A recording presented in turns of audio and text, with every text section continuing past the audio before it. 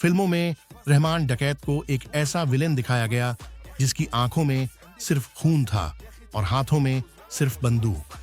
लेकिन सच्चाई इससे कहीं ज्यादा क्रूर, ज्यादा उलझी हुई और ज्यादा परेशान करने वाली है। 1976 में कराची के लैयारी इलाके में एक बच्चा पैदा हुआ। नाम रखा गया अब्दुल रहमान। लैयारी कोई आम इलाका नहीं था। यहाँ बच्चे कहानियां नहीं, गोलियों की आवाजों के बीच बड़े होते थे। उसके पिता दाद मोहम्मद और चाचा पहले से ही अंडरवर्ल्ड का हिस्सा थे। ड्रग्स, वसूली, गैंग वॉर, ये सब रहमान के लिए किताबों में लिखी कहानियां नहीं, घर की रोजमर्रा की सच्चाई थीं। जब उसके चाचा ताज मोहम्मद को बाबू डकैत गैंग ने मार डाला तो रहमान ने पहली बार समझा, इस दुनिया में कमजोर के लिए कोई जगह नहीं। रहमान सिर्फ 13 साल का था जब उसने पहली बार चाकू उठाया। एक आदमी ने उसे पटाखे फोड़ने से रोका। बस इतना ही काफी था। खून बहा और बचपन वहीं खत्म हो गया। 2 साल बाद वह झगड़े से हत्या तक पहुंच चुका था। 2 ड्रग पेडलर्स मारे गए। अब रहमान सिर्फ लड़का नहीं था, वह हिंसा का हिस्सा बन चुका था। 1995 ये साल रहमान की कहानी को एक अलग ही अंधेरे में ले गया। पुलिस हिरासत से भागने के बाद उसने वही किया जिसे सुनकर आज भी रूह कांप जाती है। उसने अपनी ही मां खदीजा को गोली मार। उसका कहना था वह पुलिस की मुखबिर बन गई थी। कुछ कहते हैं उसे शक था कि उसकी मां का रिश्ता किसी दुश्मन गैंग से था। सच क्या था यह आज भी कोई नहीं जानता। लेकिन इतना तय था, उस दिन रहमान के अंदर इंसान पूरी तरह मर गया।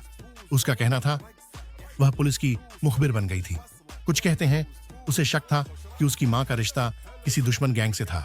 सच क्या था यह आज भी कोई नहीं जानता। लेकिन इतना तय था, उस दिन रहमान के अंदर इंसान पूरी तरह मर गया। अध्याय 4।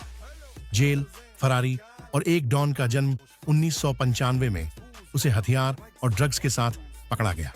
करीब 2.5 साल जेल में रहा। फिर कोर्ट ले जाते समय वह भाग निकला, बलूचिस्तान पहुंचा और वहीं से उसने खुद को दोबारा गढ़ा, और इस बार पहले से ज्यादा बेरहम होकर। 2000 के दशक की शुरुआत तक रहमान डकैत लैयारी का सबसे बड़ा नाम बन चुका था। दौलत, सत्ता, राजनीतिक संपर्क, 3 शादियां, 13 बच्चे और पाकिस्तान से लेकर ईरान तक संपत्तियों की चर्चाएं। पहले हाजी लालू के साथ गठजोड़, फिर दुश्मनी और इसके बाद लैयारी में खून की बारिश। कहा जाता है इन गैंग वॉर्स में 3500 से ज्यादा लोग मारे गए। गोलियां स्कूलों तक पहुंची, दुकानें बंद रहीं, जिंदगी ठहर गई। रहमान अब सिर्फ गैंगस्टर नहीं था, वह खुद को लैयारी का राजा मानने लगा। अंडरवर्ल्ड काफी नहीं था। रहमान ने नया नाम अपनाया, सरदार अब्दुल रहमान बलूच। पीपल्स अमन कमेटी बनाई, राजनीति में एंट्री की।